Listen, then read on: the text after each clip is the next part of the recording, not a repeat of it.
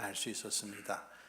지금 전쟁으로 인해서 발전소도 많이 파괴되고 그리고 연료비도 굉장히 오르고 또 국민들은 또 돈이 없어서 춥게 지내는 일들도 많은데 우리 특별히 선교사님 섬기시는 그 교회도 장작을 떼서 지금 보일러를 이렇게 돌리고 하는데 이런 것들이 참 계속 어려워지는 것을 보면서 이제 시설도 보수해서 지난번 고아원을 지을 때 설치했던 지열 그 보일러를 설치하고자 하는데 그것도 또 돈이 많이 들기 때문에 우리 선교사님도 늘 기도 제목으로 갖고 계십니다. 그것을 위해서도 여러분들 꼭 기도해 주시고요. 오늘 나오셔서 말씀 전하실 때 큰 은혜가 있길 바라고 큰 박수로 한번 환영해 주시길 바랍니다.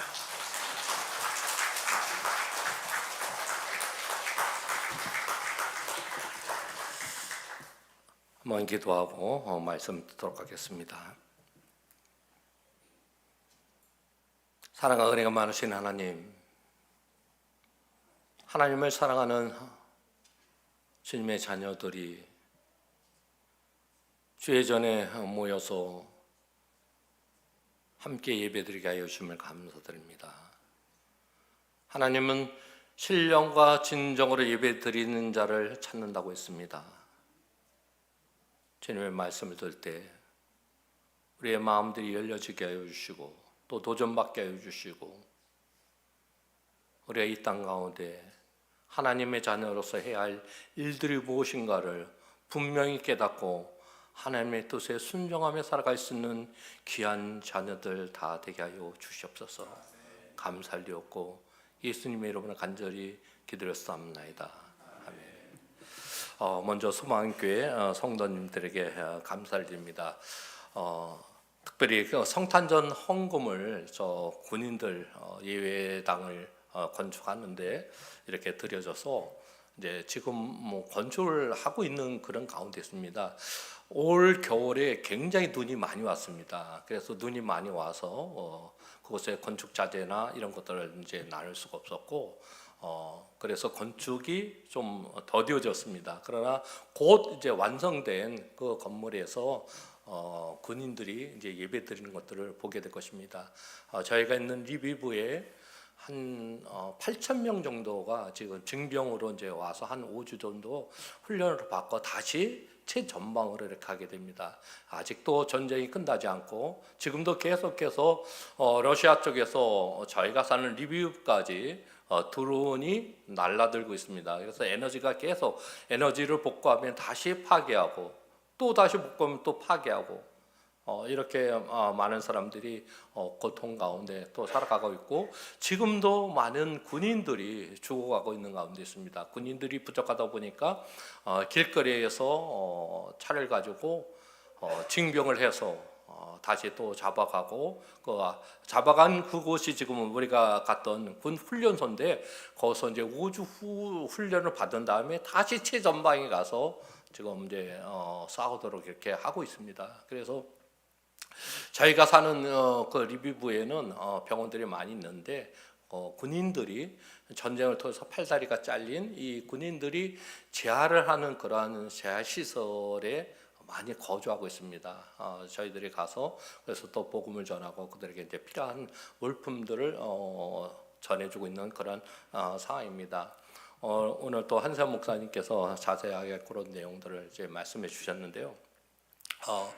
늘 소망교회 생각하면 소망교회는 이웃을 배려하고 또 섬기는 교인 같아요.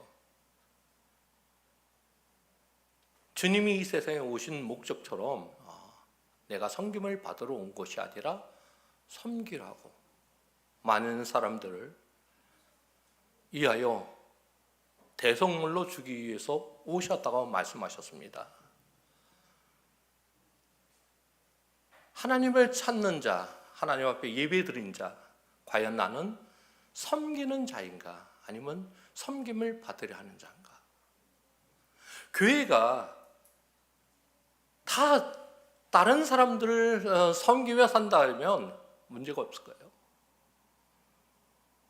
문제가 생기는 것은 섬김을 받으려고 하기 때문에 문제가 생긴다고 저는 생각합니다. 하나님 아는 자들은 반드시 내가 신앙생활하면서 왜 주님이 나를 부르셨는가?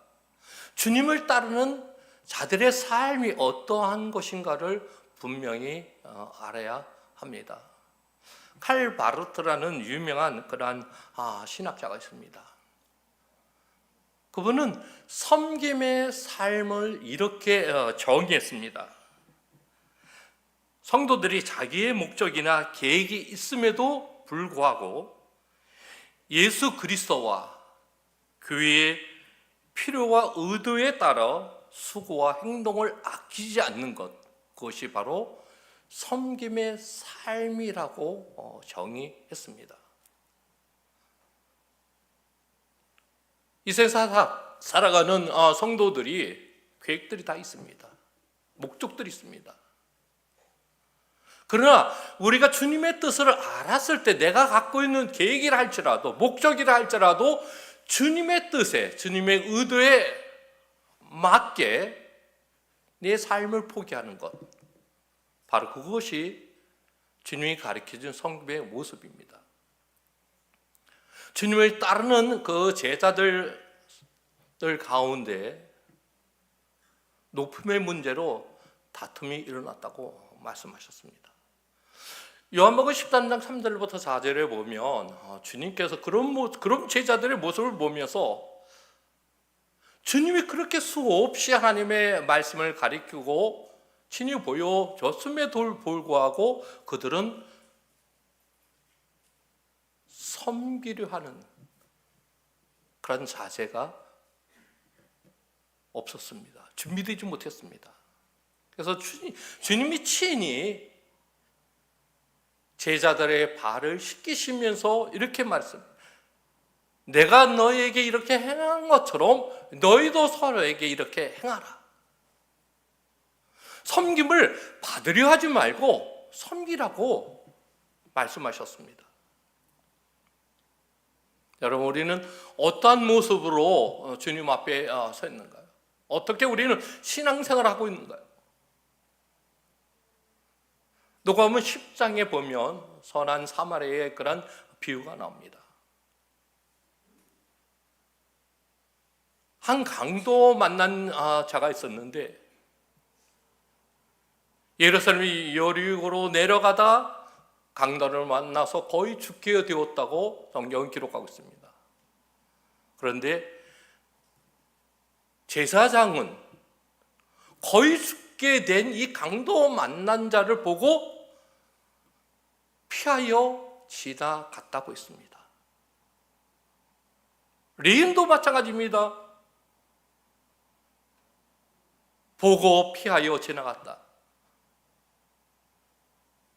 제사장과 레인이 누구입니까?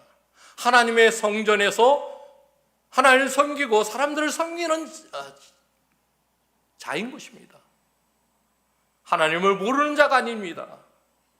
하나님의 말씀을 모르는 자가 아닙니다. 그럼에도 불구하고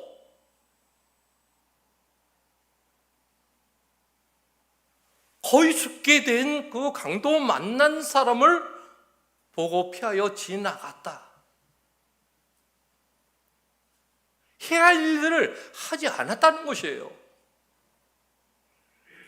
그러나 사마리아는 어떻습니까? 그는 여행 중에 있었다고 했습니다.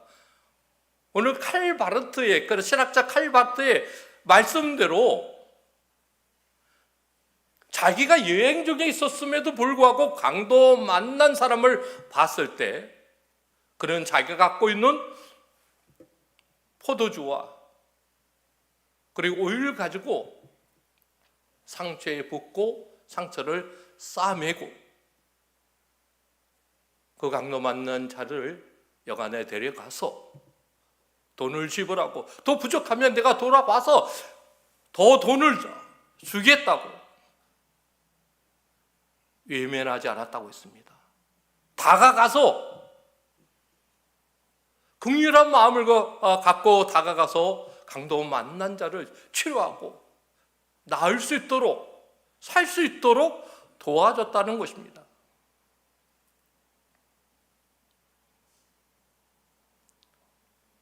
우리가 선한 사마리 그 비유를 통해서 우리에게 주는 것은 누가 과연 진정한 이웃인가? 우리가 신앙생활을 한다고 하면서 하나님을 안다고 하면서 믿는다고 하면서 내 주변에 어려움 당한 자들을 보고 피해 지나간다면 나는 과연 그들의 진정한 이웃이 될 수 있는가? 나는 과연 주님의 말씀하신 것처럼 섬김을 받으러 온 것이 아니라 섬기는 자로 많은 사람을 위하여 대속물로 주기 위해서 오셨다고 했는데 그런 삶의 모습을 보이는가 하는 것들을 우리는 기억을 해야 합니다. 우리가 야고보서를 보게 되면 야고보 사도가 이렇게 얘기합니다. 야고보서 2장 15절 16절에 보면 만일 형제나 자매가 헐벗고 일용할 양식이 없는데 너희 중에 누구든지 그에게 이르되 평안히 가라 덥게 하라 배부르게 하라 하며 그 몸에 쓸 것을 주지 아니하면 무슨 이익이 있으리요. 교회 안에는 분명히 헐벗은 자들이 옵니다. 다 부자만 있는 것이 아니라 정말 먹지 못한 그러한 가난한 사람이 옵니다. 옷이 없어서 추운 모습으로 그런 사는 그러는 가난한 자들 옵니다. 야고보 사도가 강조하는 것이 무엇입니까? 말로만 하는 것은 아무런 유익이 되지 않는다는 것이에요. 도움이 필요한 사람, 섬김이 필요한 그런 사람이 있는데 그들에게 평안히 가라, 덥게 하라, 배부르게 하라 하면 그 말이 과연 도움이 필요한 자들, 섬김이 필요한 자들에게 유익이 되느냐 하는 것이에요. 여기서 강조할 것은 그 몸에 쓸 것을 주지 아니하면 무슨 이익이 있어요? 쓸 것을 그들에게 분명히 필요한 것이 있는데 그 필요를 채워주지 않으면 그 무슨 유익이 있냐고 말하고 있는 것이에요. 여러분 우리 주변을 한번 돌아보시기 바랍니다. 우리 주변에는 정말 그렇게 굶들고 헐벗은 사람들, 도움이 필요한 사람도 너무나 많습니다. 섬겨야 할 대상들이 많습니다. 우리 하나도 마찬가지죠. 전쟁이 끝나지 않니 5년이 지금 지나가고 있어요. 수많은 사람들이 죽어가고 있고 수많은 사람이 전쟁을 피해서 삶의 터전을 잃어서 도움이 많이 필요한 가운데 있어요. 그런 자들에게 교회가 해야 할 일들이 무엇인가? 많은 분들이 그래요. 그렇게 위험한 지역에 뭐하러 있냐? 그냥 한국에 나와서 좀 쉬면 되지. 그러나 누군가는 그런 사람들을 섬겨야 되는 거예요. 먹지 못하고 굶주려 있는 사람들, 저희가 교회 안에 진료소를 마련한 것도 바로 그거예요. 돈이 없으니까 받을 수가 없습니다. 치아 치료는 굉장히 비쌉니다.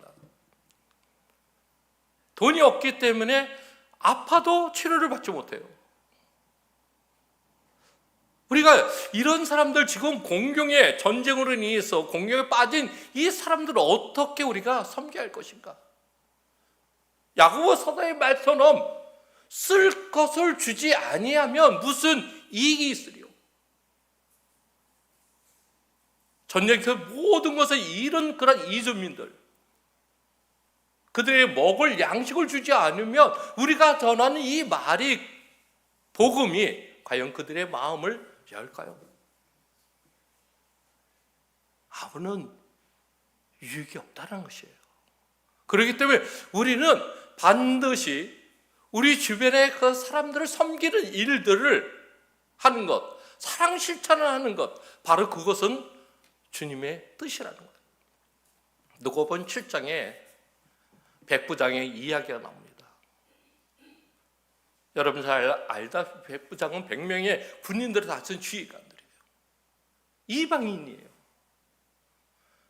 근데 백부장의 사랑하는 종이 죽게 되었을 때 유대 장로들을 주님께 보냅니다.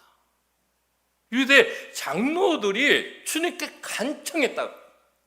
간절히 요청하되 백부장의 종을 살리는 것, 그것은 마땅한 일입니다. 유대인과 이방인의 그런 사이는 그렇게 좋은 그런 사이가 아니에요. 그럼에도 불구하고 유대인 장로들이 예수님께 다가가 간청했다는 것은 굉장히 큰 의미를 갖고 있는 거예요. 그러면서 유대인 장로들이 주님께 이렇게 얘기합니다. 이 백부장은 우리 민족을 사랑하고 우리 민족을 위하여 회당을 지어 건축하였나이다. 회당을 지어줬다고 말하고 있어요. 그러니까 사랑 실천이라는 것이 말로 하는 것이 아닌 삶으로 보여줬다고 말하는 거예요. 백부장이 하나님을 알고 하나님의 말씀을 믿고 삶으로 그것을 보여줬다는 것이에요.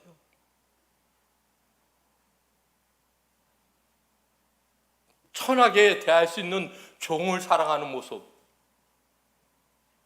이방인들 적대시하는 유대인들을 사랑하는 모습, 그리고 그 유대인들을 회당을 지어주는 것, 자기를 희생하는 거예요. 자기가 갖고 있는 물질을 사용하지 않으면 회당을 지을 수가 없는 거예요. 어떻게 보면 전혀 이 백부장과 상관없는 일이라고 말할 수 있는 것이죠. 이건 나와 상관없는 일이야. 하지만 주님을 아는 사람들은 반드시 우리 주변에 그런 사람들의 필요를 채워줘야 한다는 것이에요. 여러분, 왜 섬김이 어려운지 알아요? 희생해야 되기 때문에 그래요. 현대 시대에 많은 크리스찬들이 남을 배려하는 것, 남을 위해서 자기의 것을 아끼고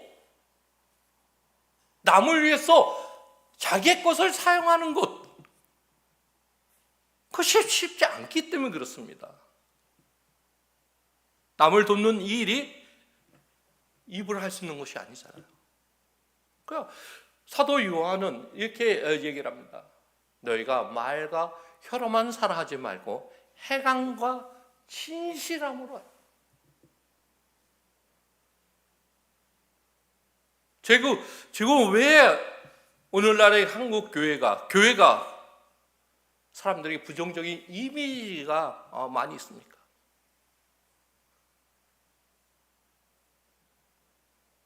자기를 위해서 쓰는 것들은 많을 수 있어요. 우리 크리스찬들이. 그러나 정말 남들이 어려울 때 남을 위해서 자기의 것을 아끼지 않고 희생하면서 사용한다면, 섬긴다면 교회 이미지는 달라질 것입니다. 안디옥 교회는 이방인들의 교회를 개척한 교회예요. 그런데 우리가 사도행전 13장에 보게 되면 안디옥 교회의 성도들을 크리스찬이라고 불렀다고 말했어요. 크리스찬. 그리스도를 닮은 사람들, 그리스도처럼 살아가는 사람들, 그리스도께서 섬김의 모습을 보여준 것처럼 그들도 이웃의 사람들에게 그 섬김의 모습을 보였다는 거예요. 선을 행하는 것, 하나님의 말씀을 아는 것, 믿는 것으로 끝내지 아니하고 그들은 하나님의 말씀을, 이웃 사랑하는 것을 실제적으로 실천했다는 것이에요. 그래서 많은 사람들이 그들의 선한 행실을 보고 이방인들이 하나님 앞에 영광을 돌렸다고 성경은 말하고 있어요. 그래서 우리 크리스찬의 삶은 중요한 것입니다. 크리스찬이 어떻게 살아가는가, 어떻게 행동하는가, 주변의 사람들을 어떻게 대하는가, 말이 아니라 삶으로 우리가 보여준다면, 하나님의 말씀을 믿는 그대로, 아는 그대로 우리가 삶을 산다면 우리 주변의 그런 사람들의 마음은요 열릴 수밖에 없어요. 그들이 하나님을 찬양할 수밖에 없어요. 크리스찬들은 무엇인가 달라.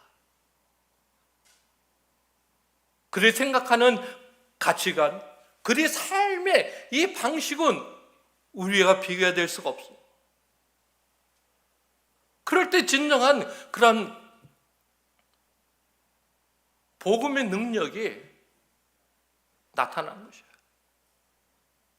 사람들의 마음이 열려지는 것이에요.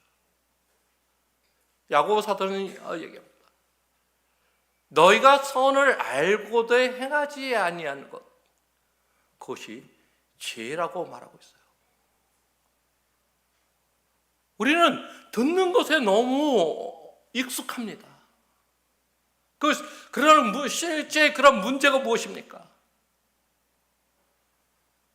행하지 않는다는 것이에요. 우리가 믿으면 믿는 대로 살아야 되는데, 그리고 하나님의 말씀을 알면 안 대로 살아야 되는데 그렇게 살지 못한다는 것이에요. 그렇기 때문에 우리가 복음을 전하면 사람들이 복음을 받아들이잖아. 저희 교회 사역자 중에 반려자라는 그런 형제가 있습니다. 심한 마약 중독자였는데 징병으로 군대에 끌려갔어요. 근데 그 친구가 군대 가서도 교회를 되게 생각해요. 저희 교회가 여러분 알다시피 이제 마약 중독, 알코올 중독하는 사람들 중심으로 교회를 개척했기 때문에 교회 굉장히 힘듭니다.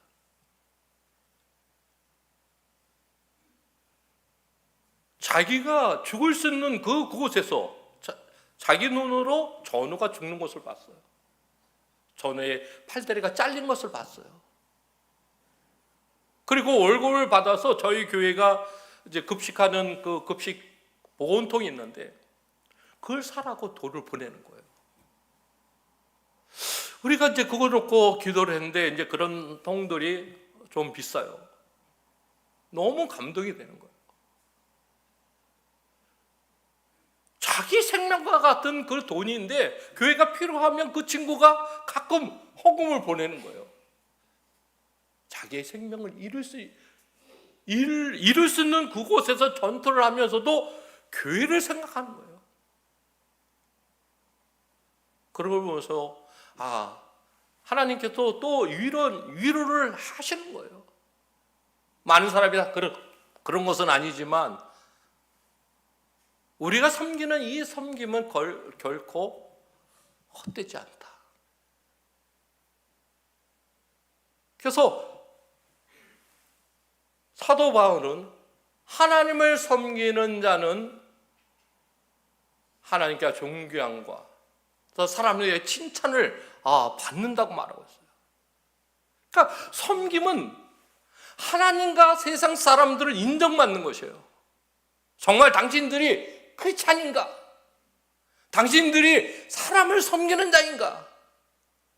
아니면 문제를 일으키는 자인가?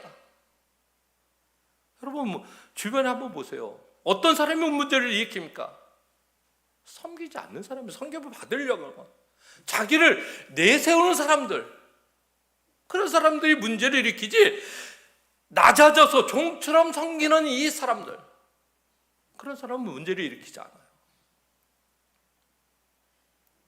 여러분 종이 하는 일들, 손님이 왔을 때 제일 먼저 종이 손님의 더러운 발을 씻기는 것이 종이 하는 일이에요. 제일 하기 싫은 것, 남이 하기 싫은 것 하는 것, 그것이 종이 하는 일이에요. 오늘날 한국 교회에는 그런 종이 필요해요. 남이 하기 싫어하는 것, 남이 생각하기 이 더러운 것,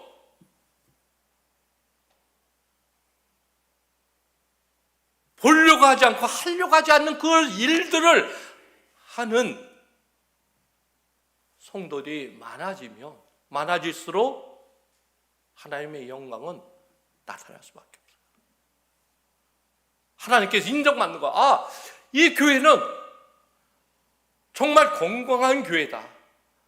건강한 공동체가 모여서 하나님을 찬양하는 교회다. 저는 늘 소망인 교회를 보면서 교회가 정말 이런 일에 많은 관심을 갖고 어떻게든지 도와주고자 하는 그런 마음을 갖고 희생하는 것을 제가 봅니다. 성도가 그렇게 많은 것은 아니지만 그래도 목사님의 말씀에 순종하고 사람을 돕고자 하는 것, 그거 아무나 할 수 있는 것이 아니에요. 하나님께서 그런 마음을 주셨을 때 그 말씀에 순종하지 않으면, 그런 믿음이 없으면 할 수가 없는 거예요. 그래서 하나님 앞에 존귀함을 받는다고 말하고 있어요. 네가 내 뜻을 잘 알고 있구나. 내 뜻대로 그렇게 행하고 있구나. 사랑이 필요한 것은 사랑을 실천하고, 남을 배려, 남을 일으켜 세우는 그런 일들을 하는구나. 그 사람들로부터 인정받는다는 거예요. 저 사람은 말로만 하는 것이 아니라 삶을 통해서 정말 누구를 믿고 있는지 그것을 보여준다고 사람들이 우리의 삶을 인정하는 거예요. 오늘 본문 말씀처럼 주님께서 나는 섬김을 받으러 온 것이 아니라 섬기는 자로 왔다. 주님은 당연히 섬김을 받을 그런 위치에 있는 분이 아니었어요. 발을 씻긴다면 제자들이 예수님의 발을 씻기는 것이 당연한 것이 아니에요. 그러나 주님은 반대로 제자들의 발을 씻겼습니다. 그러면 제자들에게 내가 너에게 이렇게 행한 것처럼 너희도 서로에게 이렇게 행하라고 친히 가르쳐 주셨어요. 오늘 이 말씀을 통해서 우리는 나는 과연 섬기는 자로 있는가, 아니면 섬김을 받으려 하는 자로 있는가? 내가 신앙생활하면서 나를 통해서 하나님의 영광이 나타나고 있는지, 여러분이 주변의 사람들을 다가가서 진정한 이웃이 되고 진정한 크리스찬의 모습으로, 그리고 섬김으로 살아간다면 많은 사람들의 마음의 문이 열리고 교회의 문턱은 더 낮아져서 주님을 찾는 그러한 사람들이 더 많아질 것입니다. 오늘 이 말씀을 통해서 다시 한번 내 주변을 돌아보면서 섬김이 힘들지라도 여러분 그 섬김을 통해서 많은 사람들이 주 앞에 돌아올 수 있도록 그런 사명을 잘 감당할 수 있는 소망의 교회 성도들 되시기를 주님의 이름으로 부탁을 드리겠습니다. 기도하겠습니다. 선을 알고도 행하지 아니하는 그것이 죄라고 말씀하셨습니다. 우리는 하나님의 말씀을 듣는 자가 되지 않게 하여 주시고 행하는 자 되게 하여 주시옵소서. 우리 주변에 정말 섬김을 받으려 하는 그러한 사람들도 있지만 섬김이 필요한 그런 많은 사람들이 있습니다. 그 사람들을 먼저 배려하고 사랑을 실천함으로 인해서 그들이 주님의 마음을 알고 주님 앞에 돌아오는 놀라운 은혜를 하나님 더하여 주시옵소서. 하나님의 말씀을 듣는 것, 아는 것, 믿는 것을 끝나지 아니하고 우리의 삶을 통해서 주님의 뜻을 온전히 이루어갈 수 있는 소망교회 성도들 되게 하여 주시옵소서. 감사드리옵고 예수님의 이름으로 간절히 기도했사옵나이다. 아멘.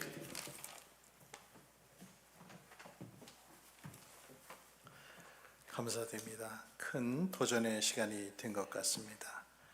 100년 전 우리나라에 들어온 선교사들의 선교 기록들을 읽어보면 미국으로 편지를 쓸 때 제일 많이 쓴 말이 있습니다. 돈 좀 보내주세요.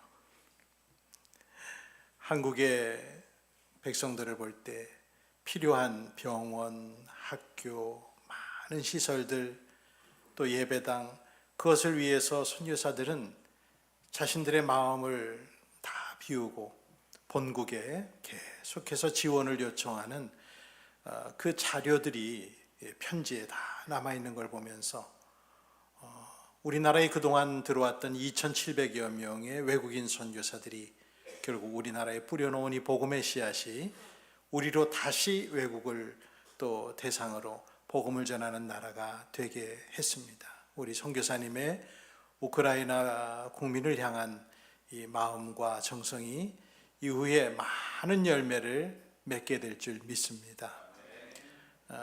우리 목사님은 자꾸 사역을 좀 이렇게 버리시는 편인 것 같아요. 사모님은 옆에서 하지 마세요 이렇게 또 하시는데, 목사님은 현장을 보시니까 필요하여 또 일을 만들기도 하는데, 이번에도 한국에 와서 한 1억 5천만 원 정도의 양의 약품을 또 기증해 준 곳이 있는데, 그것을 또 우크라이나로 가져가려니 운송료만 1,000만 원이에요. 그걸 또 마련하셔서 또 가져가셔서 우크라이나의 국민들에게 또 약품을 나눠줘야 되는 일들도 또 이렇게 번거롭지만 섬기는 자로서 이번에 나서 주시는 걸 보면서 참 제가 본받아야 되겠다는 생각을 많이 했습니다. 계속해서 기도해 주시고, 오늘 아까 소개하면서 우리 사모님은 소개를 안 하신 것 같아가지고 안 한 것 같아서 우리 이혜옥 사모님 한번 잠깐 일어나서 보시고 우리 한번 환영합니다. 네. 감사합니다. 네. 이후에 또 이해찬 선교사님 오셔서 선교 보고하는 날도 또 있으리라 생각하고, 계속해서 우크라이나를 위해서, 특별히 전쟁이 빨리 끝나기를 위해서 많은 기도를 부탁드립니다. 이 시간 우리 함께 일어나서 505장 1절을 찬송드립니다.